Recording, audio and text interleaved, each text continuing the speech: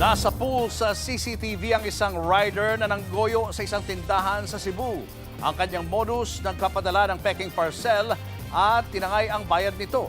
Nasa frontlining balita si John Aroa ng News 5 Visayas Exclusive.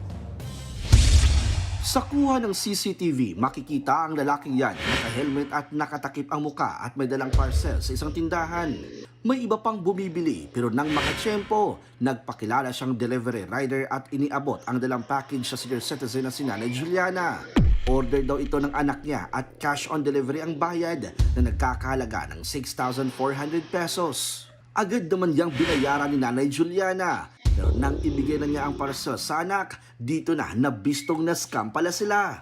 Pagtanaw na siya, Pagtingin ng anak ko sa package, sabi niya, "Ma, wala po akong ganitong kalaki na in-order." Sabi ko, patay. Kalokohan nito. Huli ko na napansin na pentel pen yung isinulat sa kahon. Nandun yung pangalan ng anak ko, yung amount at address nito. Nang buksan ang parcel, sirang engine block at battery ng motor ang laman nito. Agad nila itong ipinost sa social media. Isa sa mga netizen ang nakakilala sa suspect. Lumalabas na kapitbahay lang pala ng biktima ang nambudol na lalaki. Legit na delivery rider daw ito at ilang beses nang nakapag-deliver sa kanila. niya, Ang pagkakamali ko, tanggap lang ako ng tanggap kasi wala akong masamang iniisip. Kabisado niya talaga ako na tuwing magre-receive ako ng parcel ng anak ko, bayad ako agad. dayon. Kinumpronta nila Nana Juliana ang rider at inamin umano nitong nagawa lang daw niya yun para may ipambayad sa kanyang nasagasaan.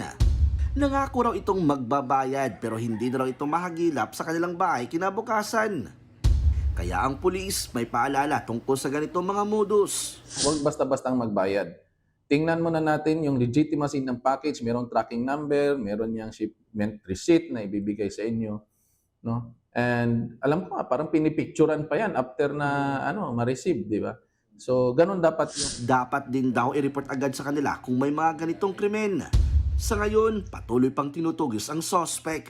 Nagbabalita mula sa frontline, John Aroa, News 5, Visayas! Mga kapatid, Julius Babaw po. Para sa komprehensibo at makabuluhang balitaan at talakayan, mag-follow at mag-subscribe na sa social media pages ng News 5.